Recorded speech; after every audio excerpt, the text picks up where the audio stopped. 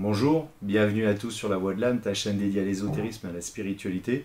Eh bien écoute, comme convenu, comme prévu, comme annoncé, comme tu veux en fait, tout simplement, voici la deuxième partie sur ce transit planétaire de Pluton du Capricorne au Verseau. Rappelons-le, le transit de Pluton est un transit extrêmement important puisqu'il va démarrer le 23 mars 2023, donc dans quelques jours, 2 jours après la nouvelle lune, et il va durer jusqu'en 2044. La planète Pluton, c'est la planète du Scorpion. Le signe du Scorpion, c'est la mort et la renaissance. Le signe du Scorpion, c'est le signe de l'automne. Et qu'est-ce qui se passe à l'automne?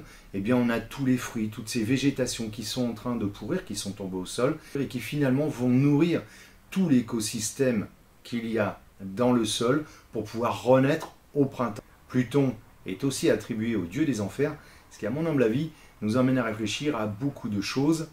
À toi de choisir une fois encore la voie que tu souhaites emprunter, tout simplement. Pluton, lorsqu'il est rentré dans le signe du Capricorne, a été attribué, relié à la crise des subprimes, ce qui nous a plongé dans une crise financière en 2008-2009, dont nous payons encore malheureusement les pots cassés. Et là, on va aller donc vers quelque chose qui va être dans une grande mutation, qui va être coloré du côté aérien du Verseau, c'est-à-dire cet esprit de liberté. Qu'est-ce que ça annonce au niveau collectif? Je ne sais pas. Moi, je t'ai préparé des exercices et des potions magiques. C'est parti pour cette deuxième partie sur ce transit planétaire de Pluton qui, rappelons-le, est extrêmement important. Il va nous amener de grands changements. Bon, après, c'est tout simplement toi qui vas décider ou pas de vivre ces changements. Pour moi, mon choix est déjà fait. C'est parti.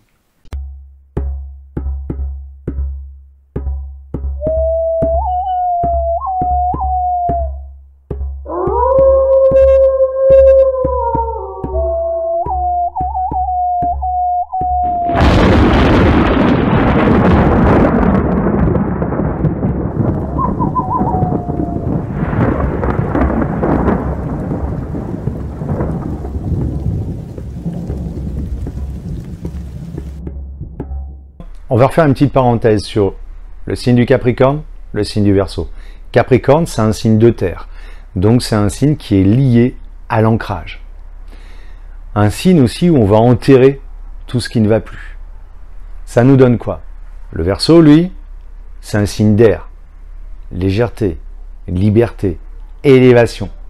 Mais si on regarde bien et qu'on travaille et qu'on accepte de lâcher ce qui n'a plus lieu d'être pour s'élever sur autre chose, Capricorne, signe de terre, on a ancré.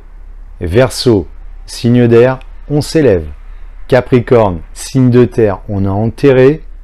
Verseau, signe d'air, on se libère. C'est tout simple. Donc si tu travailles bien sur toi, ça devrait bien se passer. Sois indulgent avec toi parce qu'on ne réussit pas du premier coup et je suis bien placé pour en parler. Maintenant, on va parler de la partie exercice. Au niveau exercice, je ne vais pas t'en faire 50 000. La méditation. Pour moi, c'est un point assez incontournable. Un quart d'heure, 20 minutes, une demi-heure, concentré sur ce qu'on fait, on s'abandonne à l'instant. Beaucoup de personnes me disent, moi quand je médite, tu comprends, il y a plein de choses qui sortent de mon cerveau, c'est un peu compliqué. Papier, crayon, tu notes. Le truc qui vient, tu le notes, comme ça c'est dégagé de ton cerveau et tu te reconcentres dessus.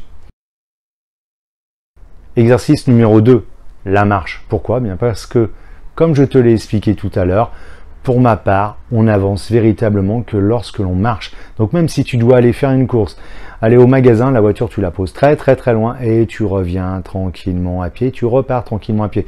Bon, ça bien évidemment, si tu as acheté un meuble chez Ikea, ça va être un peu compliqué pour le porter. On est d'accord là-dessus. Numéro 3, la respiration. 2 types de respiration pour moi qui sont extrêmement importantes. Et déjà, si tu pratiques ces deux-là, t'es déjà pas mal. C'est la cohérence cardiaque et la pranique. Cohérence cardiaque, on va inspirer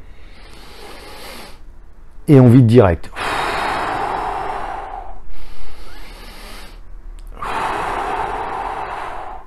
Alors tu peux le faire comme ça de manière extrêmement dynamique, rapide. Quand tu fais ça le matin, notamment à jeun, au sortir de ta douche, juste avant de déjeuner, tu fais ça pendant 3 minutes, tu oxygènes ton cerveau. Donc déjà, tu montes très vite sans avoir à te booster par ailleurs. Tu peux la faire aussi de manière plus lente, plus profonde. Là aussi, tu vas bien oxygéner ton sang. Ce qui est important, c'est que si tu respires sur 4 temps, eh bien tu vas expirer sur 4 temps. Et ainsi de suite. Tu ne mets pas de temps de pause. La respiration pranique, qu'on appelle aussi la respiration en 4 temps, elle va se passer de la manière suivante. Celle-ci aussi est très intéressante. Elle permet de bien travailler, je trouve, sa concentration. On va inspirer sur 4. Bien gonfler les poumons et bien évidemment le ventre, puisqu'on me rappelle, hein, on respire avec son ventre. On va poser sur 4. Tu vas expirer et tout vider, le ventre et les poumons sur 4. Tu vas poser de nouveau sur 4. Et tu vas faire tourner. Bon, tu vas faire tourner en carré, on est d'accord, mais tu vas faire tourner quand même. Et enfin, 4e exercice que je trouve extrêmement intéressant, c'est les fameux mudras. Moi, je m'éclate avec ça. À pratiquer le matin, généralement à jeun, tu prends un quart d'heure. Je sais qu'on n'a pas toujours le temps de le faire, mais si tu peux le faire, c'est véritablement un bonus. Il y a 4 mudras principaux sur lesquels je travaille. Le premier mudra est le mudra du chakra racine. Idéalement, c'est d'être assis. Tu vas le positionner bien au niveau des organes sexuels et puis tu vas te concentrer sur ta respiration tranquillement, tout doucement. Ça va te permettre de travailler ton ancrage. Deuxième mudra que je trouve très intéressant, Ganesh. Alors Ganesh, lui, il va te donner de la vitalité. Il va te donner du peps. En gros, bien tout ce qui est au niveau plexus solaire. La position, tu te mets comme ça, d'accord? Donc tu prends tes deux mains, tu fais 2 points, tu les insères comme ça, d'accord? Comme ceci, comme cela. Tu le mets au niveau du plexus solaire. Généralement, je fais 5 minutes comme ça, 5 minutes comme ça. Et en fait, il faut répéter l'opération 6 fois. Tu te concentres sur ta respiration. C'est un excellent exercice pour retrouver du peps et justement de la vitalité au niveau pectoral. Là, crois-moi que t'es pas mal. Troisième mudra, pour activer le chakra de la gorge, entre autres, hein, il a d'autres spectres, mais qui est très intéressant puisqu'il va falloir exprimer tout ce que tu désires vivre avec une parole juste, une parole propre qui soit juste pour toi, respectueuse pour toi et respectueux pour les autres. Ce mudra s'appelle Jian. La position, elle est comme ça, d'accord? Tu retournes et tu les poses sur les genoux quand tu es assis. Et enfin, prana, la position des mains, la voici. Index majeur, annulaire, auriculaire avec le pouce. Voilà. Et deux mains comme ça. Et pareil, tu descends tout ça et tu poses, si tu es assis, en haut des cuisses. Et là, ça va permettre de travailler ta connexion. Donc là, avec ces 4 mudras, tu vas avoir un exercice qui va permettre de tout réaligner tes centres énergétiques. Tu as une très très belle colonne qui va se dessiner. Ah, puis, mets-toi à chanter. Alors moi, je fais du chant. J'ai fait du chant classique, j'ai fait du chant heavy metal aussi, on dirait pas, mais oui. C'est un très bon exercice. Tu vas pouvoir travailler U, O, A, E, I. Ça va permettre de dégager toute ta cage thoracique. Ça va permettre de t'ouvrir. Et une fois encore, tu vas à la fois oxygéner ton sang. Tu vas aussi libérer tes émotions. Et ça va être très important. Un exercice tout simple qu'on peut qualifier de voyage voyélique. Pourquoi pas?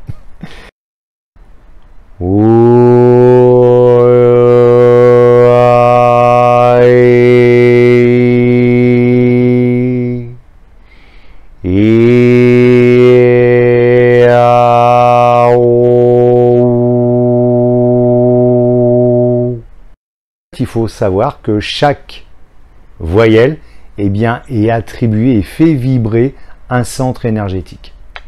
Ça, c'est une astuce, un exercice qui est très très très intéressant. Alors tu n'es pas obligé de tout faire dans la journée, tu prends ce qui t'intéresse, au moment où tu as envie de le faire. L'important, c'est de pratiquer régulièrement et d'habituer ton corps à être nettoyé, purifié, lui donner des bonnes énergies, de la bonne vibe, tout simplement. Lorsque les choses sont dangereuses à dire, chante. Troisième travail pour préparer ce transit planétaire, on va aller sur quelques potions magiques. Eh oui! Alors c'est tout simplement de la potion de grand-mère, hein.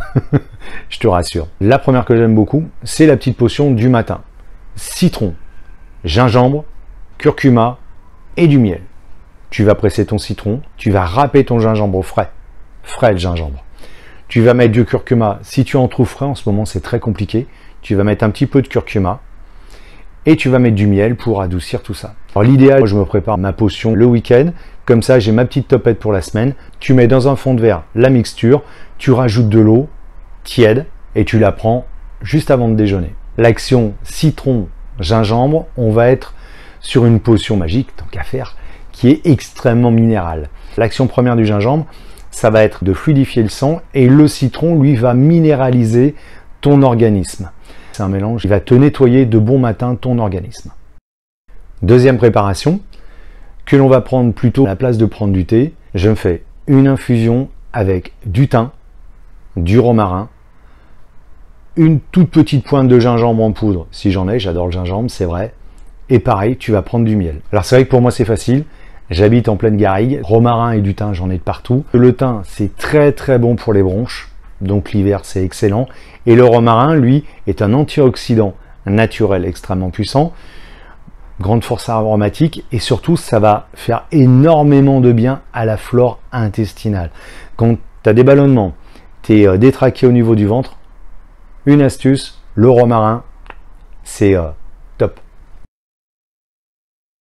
Enfin, troisième potion magique, eh bien ça va être pour détoxifier ton corps, notamment ton foie et tes reins. Pourquoi le foie? Parce que le foie, n'oublions pas, c'est le siège des émotions. Donc on a engendré beaucoup d'émotions, ça va permettre de libérer aussi tout ça. Soit tu vas prendre les petits sachets de tisane détox, si tu veux. De ma part, je trouve que c'est un peu gentil.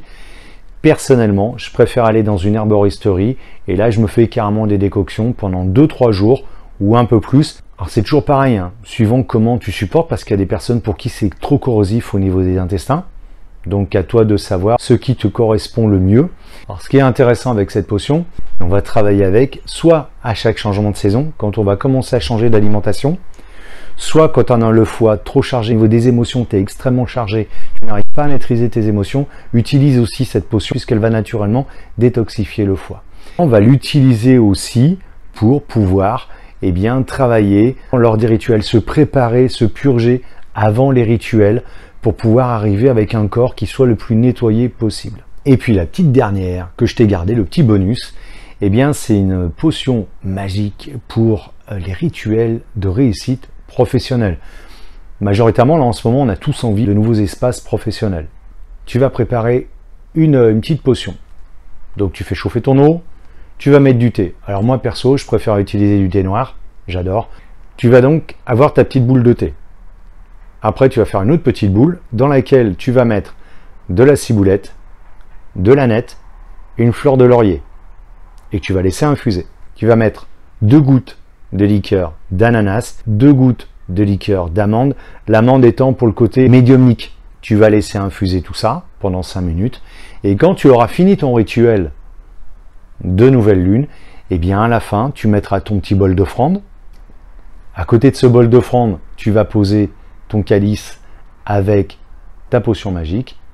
Et une fois que tu auras terminé ton rituel, tu auras visualisé et rempli ton chèque d'abondance, tu vas boire cette potion magique. Voilà, ça c'était le petit bonus. Pour terminer, rappelons que là on est à cheval sur 2 périodes, mars, avril. Pluton qui sort du Capricorne le 23 mars pour aller dans l'ère du Verseau. Les effets, bien évidemment, vont se répercuter sur le mois d'avril. Comment ça se traduit? Mars, c'est le mois de l'action.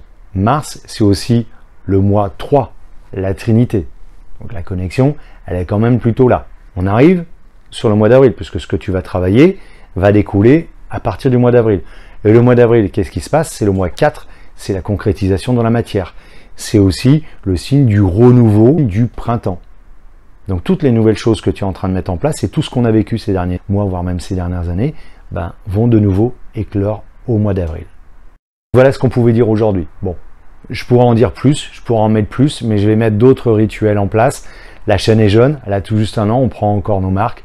J'avance et un grand merci à vous parce que vous continuez à faire grandir cette chaîne. Si t'es pas abonné, tu peux y aller, t'actives la cloche de notification, enfin bref, tu connais le truc. Si t'as aimé, tu mets des pouces de partout, tu likes, tu commentes, tu partages. Je suis vraiment friand là encore, si vous avez des retours et des questions, ou si vous aussi, vous avez d'autres manières de faire les rituels, parce que c'est ma vérité, une fois encore, c'est pas une vérité universelle.